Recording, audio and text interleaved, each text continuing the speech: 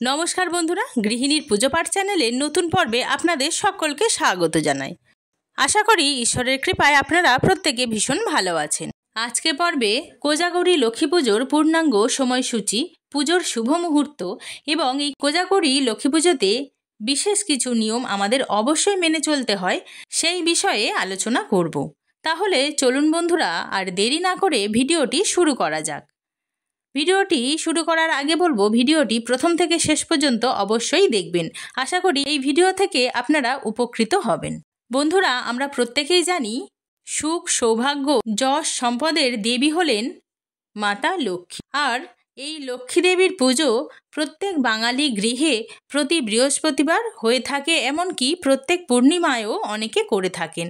কিন্তু এই আশ্বিন মাসের পূর্ণিমা তিথিতে অর্থাৎ কোজাগরী পূর্ণিমাতে লক্ষ্মী পুজোর মাহাত্ম্য অধিক বলে মনে করা হয়। কোজাগরী অর্থাৎ কে জেগে আছো। কথিত আছে কোজাগরী পূর্ণিমা তিথিতে মা লক্ষ্মী মর্তে আসেন, এসে দেখেন কে জেগে আছে এবং যে তার দুয়ারে দীপ জেলে জেগে থাকেন, মা তার হাতে ধরিয়ে দেন অতুল ঐশ্বর্যের পরিপূর্ণ লক্ষ্মীর ঝাঁপিখানি। মা লক্ষ্মীকে তুষ্ট করে তার অপার কৃপা লাভ করতে প্রত্যেকেই এই কোজাগরী পূর্ণিমার দিন অত্যন্ত ভক্তি ভরে পূজা করে থাকেন। সাধারণত আশ্বিন মাসের পূর্ণিমা তিথিকে কোজাগরী পূর্ণিমা তিথি বলা হয়, অথবা শারদ পূর্ণিমাও বলা হয়ে থাকে। এবছর 2024 সালে কোজাগরী লক্ষ্মী পুজো পড়েছে 16ই অক্টোবর 2024, বাংলায় 29শে আশ্বিন 1431 বুধবার। পূর্ণিমা তিথি লাগবে 16ই অক্টোবর 2024, বাংলায় 29শে আশ্বিন বুধবার রাত্রি 7:44 এবং স্থায়ী হবে 17ই অক্টোবর অর্থাৎ 30শে আশ্বিন বৃহস্পতিবার সন্ধ্যা 5:19 পর্যন্ত। 2024 সালে কোজাগরী লক্ষ্মী পুজোর শুভ সময় হল 16ই অক্টোবর অর্থাৎ 29শে আশ্বিন বুধবার রাত্রি 8:41 থেকে রাত্রি 12:46 পর্যন্ত। বন্ধুরা, এবার বলবো এই কোজাগরী লক্ষ্মী পুজোর দিন কি কি নিয়ম অবশ্যই মেনে চলতে হবে।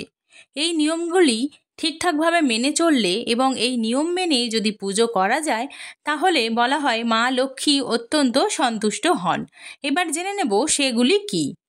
লক্ষ্মী পুজোর দিন অবশ্যই বাড়ি ঘর পরিষ্কার রাখতে হবে। বিশেষ করে পুজোর জায়গাটি অবশ্যই পরিষ্কার করুন। বাড়িতে যাতে কোনো রকম অশান্তি না হয় সেদিকে লক্ষ্য রাখতে হবে। পুজোর আগে বাড়ির সদর দরজা ভালো করে পরিষ্কার করে রাখতে হবে। মা লক্ষ্মীর পদচিহ্ন আঁকতে হবে এবং আলপনা দিতে হবে খড়িমাটি অথবা চালের গুঁড়ো দিয়ে, এবং পুজোস্থানেও খুব ভালোভাবে আলপনা দিয়ে নিতে হবে।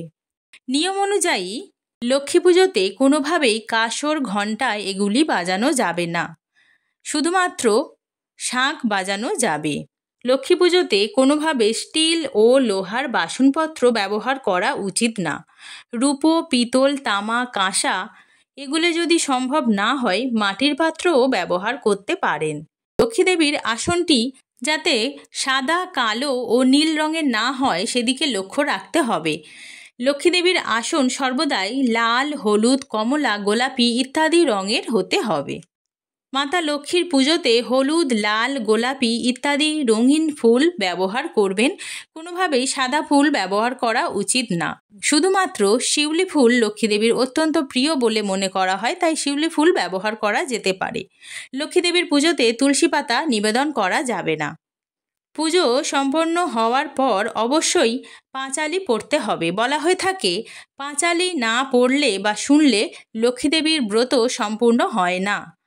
পুজো শেষে বাড়িতে বাড়িতে প্রসাদ বিতরণ করতে হয়, সেক্ষেত্রে বিশেষভাবে লক্ষ্য রাখতে হবে যে লক্ষ্মী পুজোর দিন রাতে কোনোভাবেই যেন নিজের বাড়ির বাসন অন্য কোনো বাড়িতে থেকে না যায়।